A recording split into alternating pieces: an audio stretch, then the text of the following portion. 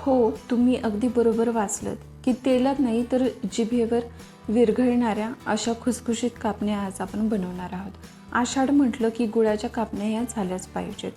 या कापण्या बनवायला जरी खूप सोपी रेसिपी असेल तर कधी-कधी या बिघडतात बरं का. कधी त्या वातड होतात तर कधी खूपच कडक होतात. तर त्या होऊ नयेत म्हणून काय टिप्स फॉलो करायच्या ते आज आपण या रेसिपीमध्ये बघणार आहोत. जर तुम्ही माझ्या चॅनलवर नवीन असाल आणि अजून सबस्क्राईब केलं नसेल तर लवकरच करा, कारण मी तुमच्यासाठी घेऊन येत असते अशा छान छान रेसिपी. सोबतच लाईक आणि शेअर करायला विसरू नका. चला तर मग रेसिपीला सुरुवात करूया. इथे मी 1 कप गूळ घेतलेला आहे आणि याच कपच्या मापाने पाऊण कप इतकं वाटीमध्ये पाणी घेतलेलं आहे. आता हे पाणी आणि गूळ आपण एका भांड्यामध्ये काढून घेणार आहोत. तर या पाण्याला व्यवस्थित गरम करून घ्यायचं आहे. याला आपण उकळणार नाही आहोत, गरम करून घ्यायचं आहे, कारण आपल्याला हा गूळ पूर्णपणे विरघळलेला हवा. गॅसवरती आपण व्यवस्थित गरम केलेलं आहे. अगदी 3 ते 4 मिनिटातच गूळ पूर्णपणे विरघळतो. आता हे गरम पाणी थंड होण्यासाठी ठेवायचं आहे आणि व्यवस्थित गाळून घ्यायचं आहे. येथे या कपच्या मापाने मी 2.5 कप इतकं गव्हाचं पीठ व्यवस्थित चाळून घेतलेलं आहे.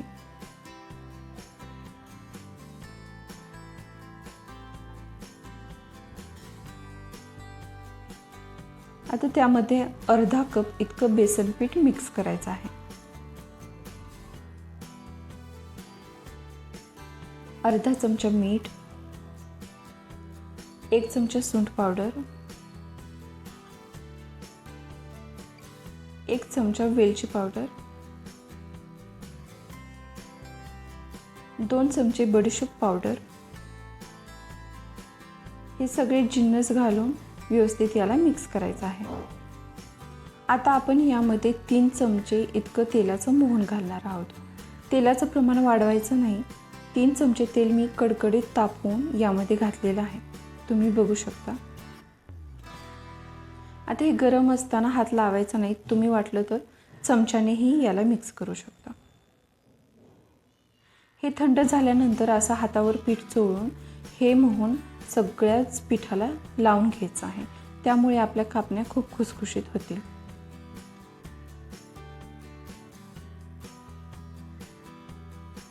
आता गरजेनुसार थोडं थोडं या पिठामध्ये पाणी घालून, गुळाचं पाणी घालून हे मळून घ्यायचं आहे. एकदम हे पाणी नाही मिक्स करायचं, अगदी थोडं थोडं घ्यायचं आहे गरजेनुसार. जर गुळाचं पाणी तुम्हाला कमी पडत असेल तर तुम्ही नॉर्मल पाणीही थोडंसं घेऊ शकता. तुम्ही बघू शकता याप्रमाणे ही कणिक मळून झालेली आहे. कापण्याची कणिक ही खूप घट्टही नसते आणि खूप पातळ. पुऱ्या बनवण्यासाठी जशी आपण घट्ट कणिक मळतो अगदी तशीच ही घट्ट कणिक मळून घ्यायची आहे. याला 10 मिनिटासाठी आपण मुरण्यासाठी ठेवणार आहोत. 10 मिनिटांनी तुम्ही बघू शकता की मस्त हे मुरलेली आहे. आता आपण कापण्या लाटायला घेऊत.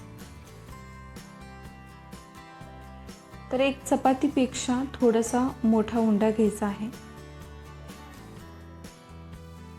त्याला व्यवस्थित लाटून घेऊया.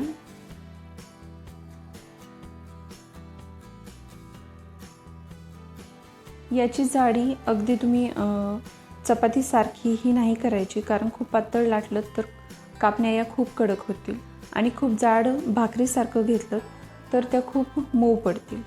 तर मीडियम साईजचा आपण याला लाटून घेणार आहोत. दोन्ही बाजूनी व्यवस्थित खसखस लावून घ्यायची आहे.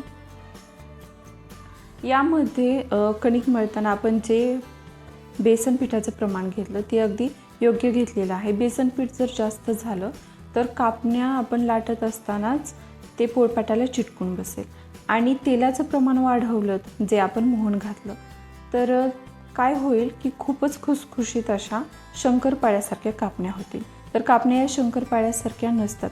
त्यामुळे मोहन जे प्रमाण आहे तेलाचे ते वाढवायचं नाही आहे.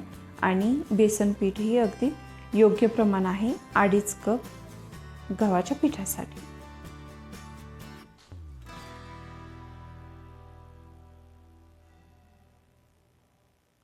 व्यवस्थित कापण्या कट करून घेऊत.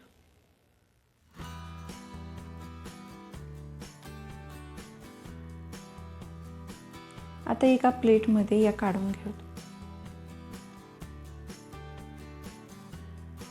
तुम्ही एकदाच सगळ्या कणकेच्या कापण्या करून ठेवू शकता आणि एकदाच तळायला घेऊ शकता किंवा करत करतही तळू शकता.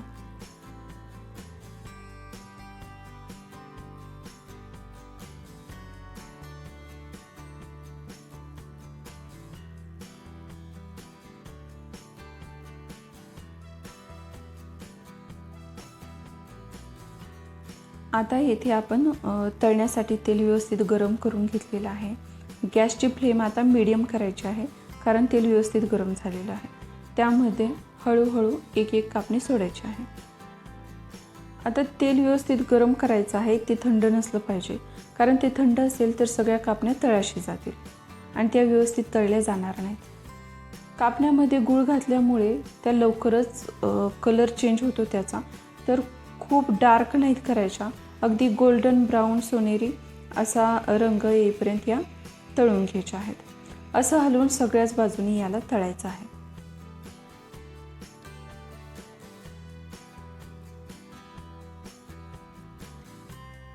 तुम्ही बघू शकता या स्टेजला याला काढून घ्यायचं आहे.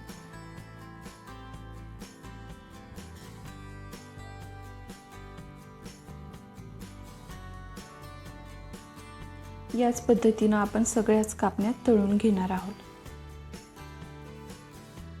करायला खूप सोपी आहे रेसिपी.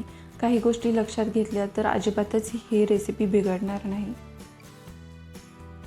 तुम्ही हे नक्की करून बघा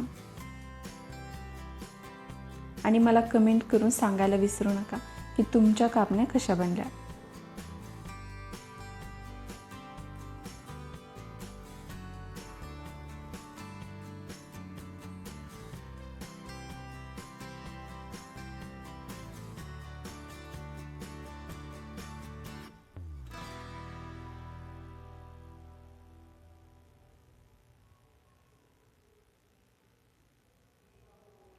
तुम्ही बघू शकता अगदी खुसखुशीत अशा जिभेवर विरघळणाऱ्या या गुळाच्या कापण्या तयार आहेत.